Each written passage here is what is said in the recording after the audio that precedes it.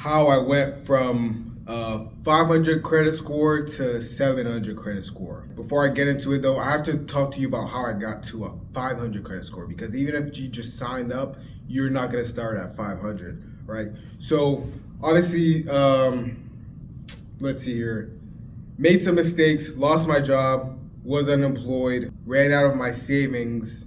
When was this? This was last year, 2025, the start of the year. I didn't even save much, but I ran out of it, and so I started using my card. At this point, I only had this Open Sky Plus you see here, a secure card for 300, because that was the only card I could get is a secured. And then I maxed this out, and then I owed more on it than my limit. So it was like disgusting, bro. Sorry. Actually, I had a Capital One Quicksilver card as well that I forgot to mention. This limit was about $1,000, and the Open Sky was like 500, but they increased it to 650 out of the kindness of their heart, I guess.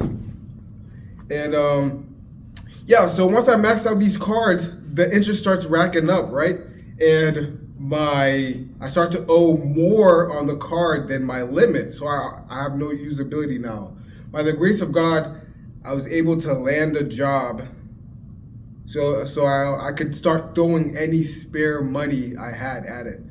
The job I landed was at this school that I'm currently at, where I was making about $10 US an hour after tax. So you feel me? It was definitely difficult to stretch living and paying this down as well, but I had to sacrifice. I literally had to starve to get this done. I could have waited and been like, oh, just let my score keep tanking and whatnot, but you feel me? You gotta hustle, right? And once I landed the job here and I start to tackle my debt, and eventually my credit card debt gets finished. It gets so I have 0, and my score goes to about maybe 600, maybe a little more, you feel me? And from there I was like, okay, I thought it would go up a little bit more than that. So I researched credit and realized that what matters the most in credit specifically. And one of the things I learned was missed payment and utilization. So I found out the missed payments that I missed due to not having funds was not ideal. 3 of them hurt me quite a bit, all right? And the utilization, I realized I just didn't have that much credit at all. Like I had, 1,000? And my utilization would be 80%, you feel me? That's disgusting. So once I learned this, I waited a bit until I applied, got approved for the Capital One Saver, and I kind of went on a spree, honestly. Then I had that for a few months. Excuse me.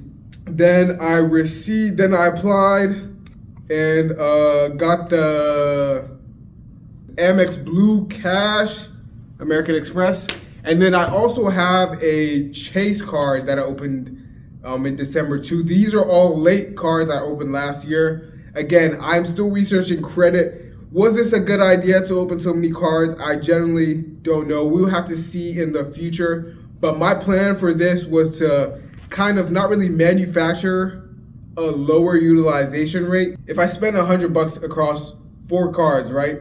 That's only $400 across $4,000, right? But if I spend $400 across 1 card with 1,000, that's almost 50% utilization. So yeah, it made sense in my head. I hope it makes sense to you guys. But once I open those cards, and that's where we're at now, January 2026. I will probably make some more credit videos if you guys want. Leave a like on the video. Let me know what you guys think down in the comments. Subscribe to the channel for more videos. And thanks for watching.